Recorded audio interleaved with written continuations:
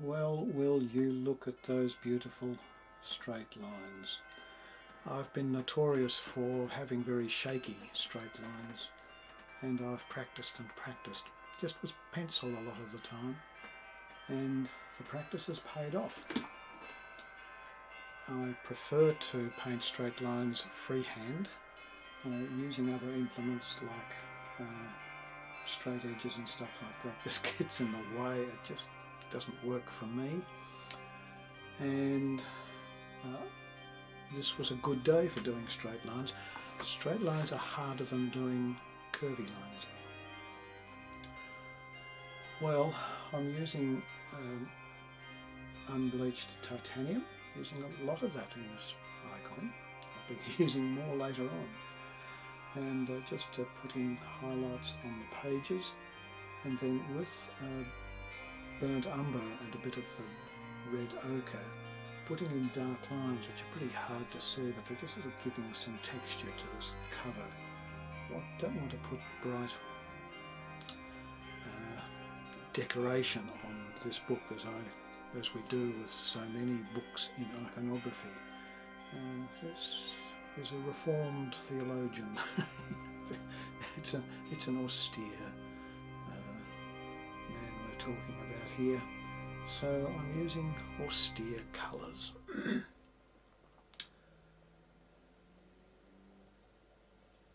Bit of titanium white to highlight some of the bits of the pages, and his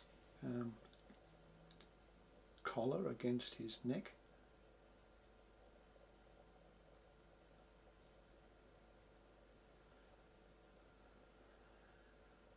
Now, I had said a few sessions ago that I thought the beard would need attention, and this is where it's getting attention, and it's getting attention by using burnt umber. A fine brush and getting more definition with that dark paint around the light bits. It will help the light bits stand out, and will also make the beard more noticeable, because as we've said elsewhere in other projects, getting some tonal difference between adjoining features is quite important, and we've got a furry beard up against a furry collar, and we need to know which fur belongs to which animal.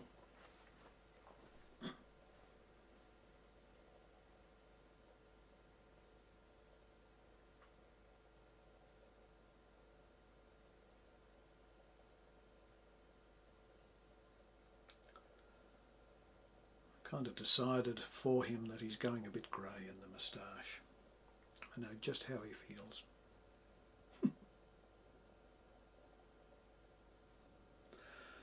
Now, I'd set this up and I was going to film it, but as often the case, doing the halo is such a tense moment that I forget to turn the camera on.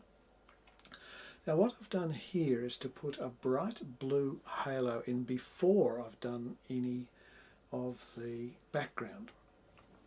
With Protestant people of faith, I do the halos somewhat differently. Because they've not been made saints by the Catholic or the Orthodox Church.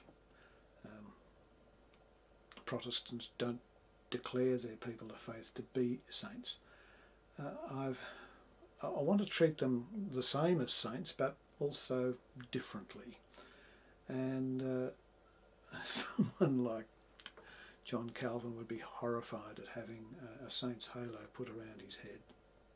So what I do is to make the halos on the Protestants less obvious, usually with a different colour from the inscription. And what I've done in this instance is to put in this bright blue halo, But now I'm putting in background, and the background is a mixture of unbleached titanium. I said I was using a lot of it in this icon, and adding some ultramarine blue, that same bright colour as is in that halo.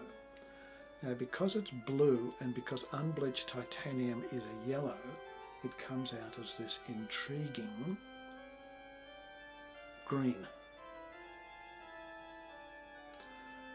The green, because it's a complementary colour to red, this kind of dull pale green works well against the dark red of the book.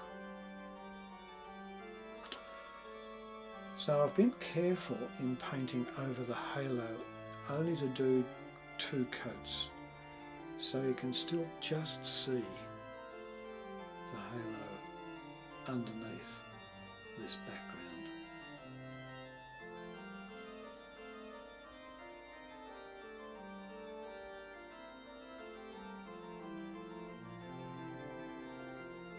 So subtle that we hope that St. John Calvin doesn't even notice it's there.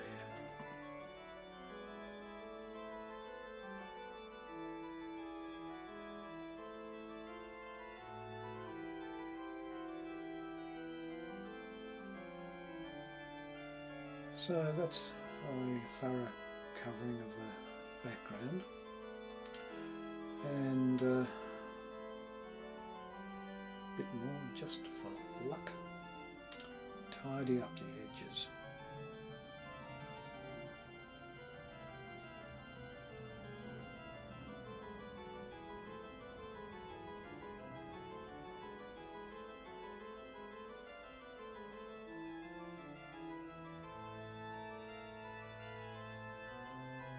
It's a favourite big flat brush, 14mm Kolinsky brush. And now for the inscription, a light pencil putting in some marks, just marking so that I have some guidelines as to where the writing will go.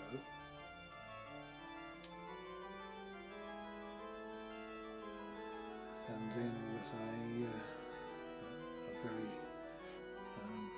fine brush, it's a 1 rosemary brush, Kolinsky of course, loaded with red ochre.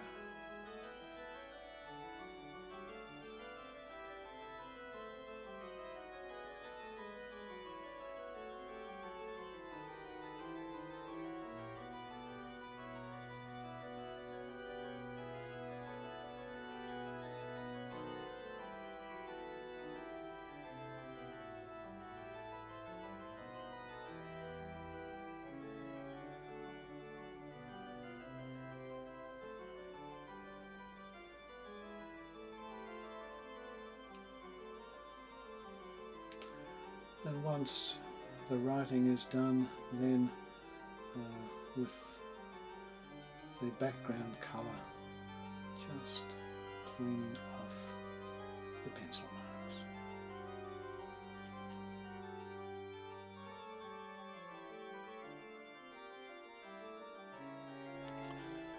Well, there's John Calvin.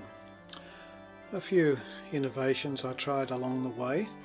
Some things that I've done before, that is, for example, making black out of a brown pigment and add blue. What was new this time was doing highlights by adding unbleached titanium rather than titanium white, and I'm happy with that outcome. It certainly works on these darker, browner colours. The stippling on the fur kind of worked. It certainly looks furry rather than like a smooth material. Perhaps the main innovation was structuring the face differently using the Andrew Loomis format for painting or for drawing the face, the shape of the face.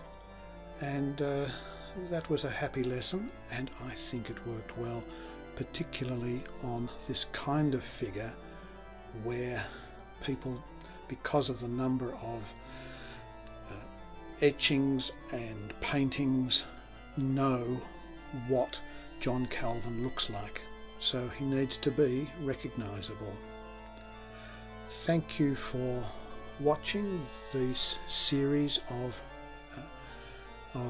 videos on painting of John Calvin, and let's see who we get to paint next time. Thank you for watching.